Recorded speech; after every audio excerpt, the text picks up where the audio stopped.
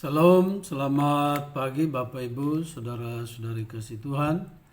Kita jumpa kembali pada hari Kamis tanggal 15 September 2022 dalam renungan harta sepanjang masa yang merupakan rangkaian khotbah hamba Tuhan almarhum Bapak Pendeta Dr. Yakub Nahuwai MA yang berisi 365 inspirasi yang akan membantu kita menemukan rahasia kehidupan dalam hari-hari hidup yang kita jalani. Untuk itu mari kita berdoa. Terpujilah kekal namamu ya Bapa di surga, yang dengan pertolongan kuasa Roh Kudus-Mu kami dibangunkan untuk datang menyembah, memuji dan memuliakan Tuhan. Sebelum kami memulai seluruh rangkaian kegiatan kami di sepanjang hari ini. Karena itu Bapa, kami mau mempersembahkan tubuh kami sebagai persembahan yang hidup, yang kudus dan berkenan kepadamu. Sebab hanya Engkau saja Allah yang patut menerima semua hormat pujian dan kekudusan, keagungan bagi namamu. Karena itu mohon urapan kuasa Roh Kudus bagi kami semua yang mendengarkan firman-Mu dan renungannya di pagi hari ini, yang akan menjadi pedoman bagi seluruh rangkaian kehidupan kami, menuntun kami untuk melakukan hal-hal yang benar di hadapan hadirat-Mu. Ampuni dosa-dosa kami ya Bapa. Di dalam nama Tuhan Yesus kami berdoa. Amin. Firman Tuhan bagi kita di pagi hari ini terambil dari pertama Korintus 3 ayat 9 yang menyatakan, karena kami adalah kawan sekerja Allah, kamu adalah ladang Allah, bangunan Allah. Sekali lagi, karena kami adalah kawan sekerja Allah, kamu adalah ladang Allah, bangunan Allah. Kita adalah kebun Allah. Itulah judul renungan bagi kita. Rasul Paulus memakai banyak ilustrasi yang berbeda untuk menggambarkan gereja dan orang percaya.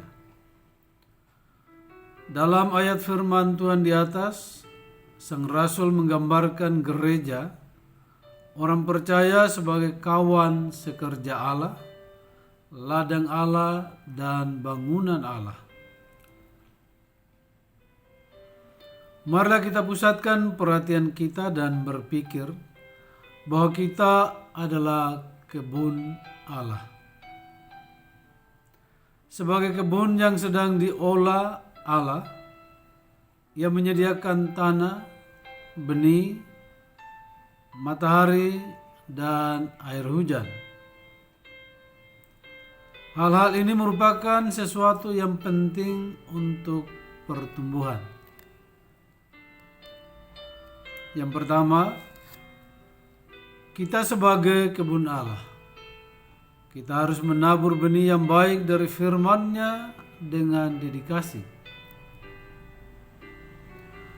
Allah mendambakan hidup kita indah dan produktif, seperti apa yang digambarkan oleh pemazmur. Ia seperti pohon yang ditanam di tepi aliran air, yang menghasilkan buahnya pada musimnya dan yang tidak layu daunnya. Apa saja yang diperbuatnya berhasil. Mazmur 1 ayat 3. Pohon di kebun lambang dari suatu kehidupan yang produktif. Allah mendambakannya dari kita. Yang kedua, kita sebagai kebun Allah, kita perlu diolah. Kebun tidak menumbuhkan sesuatu secara kebetulan atau otomatis. Kebun berisikan tanaman perlu diolah, diberi pupuk dan dirangsang. Sama halnya dengan orang percaya. Perlu dikasihi, didorong dan dibentuk oleh Roh Kudus untuk menjadi seperti yang Allah kehendaki. Ibarat pohon di kebun yang diolah untuk berbuah lebih lebat. Yang ketiga, kita sebagai kebun Allah. Kita perlu dijaga dari segala musuh yang menghambat pertumbuhan. Bagi mereka yang telah berpengalaman sebagai tukang kebun pasti mengetahui musuh tanaman yang ditanam. Serangga, hama, tikus, belalang, kelinci, babi hutan, dan banyak lagi yang lain. Karena itu tanaman perlu dipagari dari semua musuh-musuh ini. Demikian juga ada banyak musuh bagi pertumbuhan rohani kita, yang olehnya kita perlu dipagari dari segala yang jahat, dari pengajaran palsu, dari orang-orang yang tak bertanggung jawab, dan banyak lagi yang lain. Nah, cara memagarinya yaitu dengan terus membaca, merenungkan, mempelajari firman Tuhan. Itu satu-satunya pagar yang kuat bagi kita. Yang keempat, kita sebagai kebun Allah, kita memerlukan penasihat. Dalam menanam sesuatu, kita memerlukan penasihat bertalian dengan masalah pertumbuhan dari tanaman yang ditanam. Nah, ini tentunya kita berurusan dengan sarjana-sarjana atau ahli-ahli di bidang pertanian. Begitu juga dengan kehidupan rohani. Kita memerlukan nasihat dan bimbingan dari kakak rohani dalam Tuhan untuk membantu kita bertumbuh menjadi dewasa dalam Tuhan. Kita memerlukan inspirasi dan motivasi mereka. Salah satunya dari renungan harta sepanjang masa ini. Yang kelima, kita sebagai kebun Allah, kita perlu diberi pupuk. Jadi sekali lagi, kita sebagai kebun Allah, kita perlu diberi pupuk.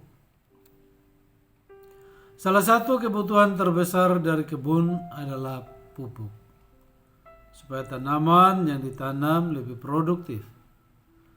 Banyak pupuk yang dapat digunakan untuk merangsang pertumbuhan supaya dapat mencapai panen raya atau panen besar, ya, panen yang berkelimpahan. Demikian juga dengan setiap orang percaya. Kita memerlukan doa, memberi tanggapan kepada pimpinan Roh Kudus dan setia dalam ibadah, dan semua ini ibarat pupuk dapat menolong pertumbuhan secara rohani. Makanya dikatakan janganlah kita meninggalkan pertemuan-pertemuan ibadah kita. Apakah ibadah pribadi, ibadah keluarga, dan ibadah dengan anak-anak Tuhan, baik di rumah Tuhan atau di gereja, ataupun saat ini karena situasi secara live streaming. Jadi kalau kita tidak sempat ke gereja karena berbagai-bagai aturan yang ada, jangan abaikan ibadah secara online. Nah, sebagai kebunnya Allah, kita dapat memandang ke depan untuk tuaian besar bagi Tuhan. Yohanes 15 ayat 5 sampai 8, Galatia 5 ayat 22 dan 23. Kita tidak boleh lelah dalam tantangan kehidupan. jika kita ingin tuaian yang menyenangkan Allah. Galatia 6 ayat 9. Allah akan menolong kita untuk indah dan produktif sebagai taman Allah. Filipi 2 ayat 13. Demikian firman Tuhan dan renungannya bagi kita di pagi hari ini. Jadi sekali lagi ingat, kita adalah kebun Allah. Nah, sebagai kebun Allah kita harus menabur benih yang baik dari firman-Nya dan dedikasi. Kita perlu diolah, ya, kita perlu dijaga dari segala musuh yang menghambat pertumbuhan.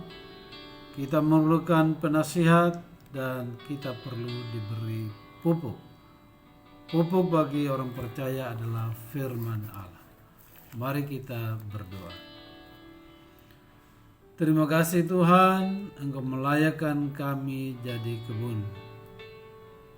Karena itu Tuhan, untuk menjadi kawan sekerja-Mu, maka kami harus selalu mohon kuasa Roh Kudus untuk kami sungguh-sungguh memperhatikan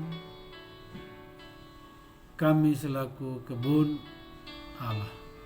Karena itu teguhkan firman-Mu dalam hati kami, pikiran kami, dan seluruh rangkaian hidup kami.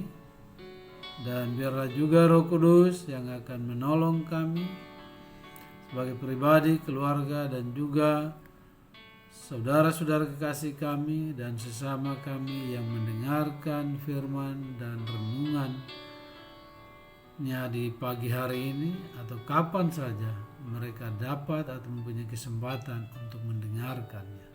Di dalam nama Tuhan Yesus kami berdoa. Amin.